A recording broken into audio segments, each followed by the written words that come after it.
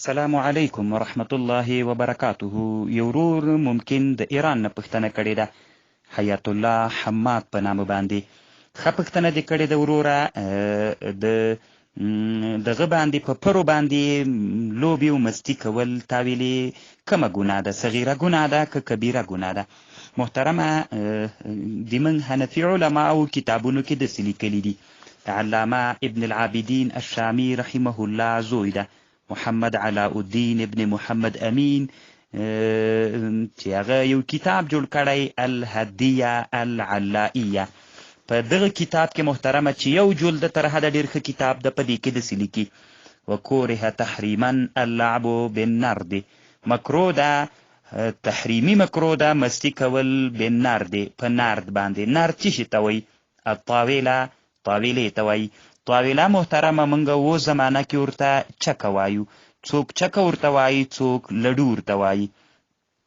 والشطرنج، او په شطرنج باندې والمنقله والصینیه والدحله والکعب والورقه. دا نورو باندې اوس بحث نه کوم محترمه. والمنقله والصینیه والدحل والکعب، اصلي مقصد ته راځمه. والورق المنقش، ورقه منقشه. دغه ورقه منقشه محترمه پرې ورته وایي. څوک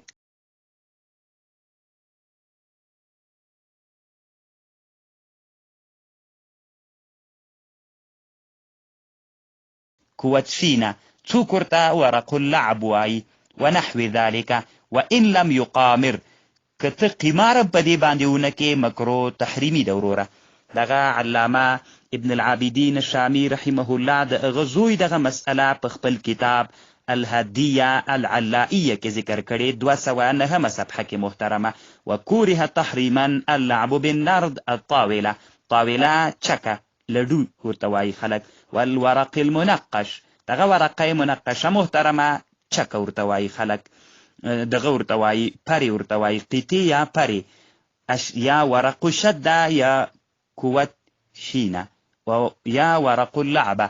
دغه محترمه دلته دغه کتاب کې شته. د موږ نور کتابونو کې شته. ما محترمه په دې مسئله 1 ساعت تقریبا نور تحقیق هم کړی، خو تا پوښتنه داسې کړې وله چې دا اوس ګناه کبیره ده که ګناه صغیره ده. محترمه د علامه عبدالعابدین الشامی رایه رد المحتار کې الته په 2م جول کې یو بحث کوي. مطلب المکروه تحریما من الصغائر، مکروه تحریمي چې ده دا د صغایرو نه ده. علامه ابن النجیم رحمه الله چې کومه رساله هم په دې جوړه کړې چې ما کتلې، د هغې نه نقل کړی بأن المکروه تحریما من الصغائر نه ده. ولا تسقط به العدالة الا بالادمان. او دغه صغیره ګناه دغه مکروه تحریمي باندې که دوام وکړي نو عدالت تی ساقطه کیږي، که ادمان پیونه کې عدالت تی نه ساقطه کیږي. خو محترمه د شامی رحمه الله چې په احنافو کې یو له لویو محققین علماو نه ده، ما ته یې رایه خوند نه راکوي. ټولو نه ښه خبر علامه عبدالحی لکنوي صاحب کړې ده. عبدالحی لکنوي داسې لیکلي دي، وایي مکروه تحریمي چې ده دا كان الارتكاب من الكبائر لأن المكروه تحريما قريب ده من الحرام على ما صرح به جمع من الأعلام. نو علامه عبدالحی لکنوي لیکلي وی مکروه تحریمي چې ده نو دا لګناه کبیره ونه ده، اگرچه و این عده بعضهم من الصغائر، اگرچه وی بعض علماو دا صغیره بللی ده محترمه.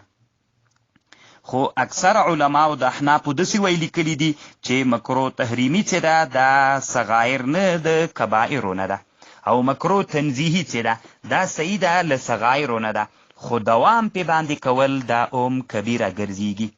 نو وی وإن كانت تنزيهية كان ارتكابه صغيرة لكن يكون بالإصرار عليه واعتياده كبيرة ګرځېږي، نو دینا ګناه کبیره جوړیږي.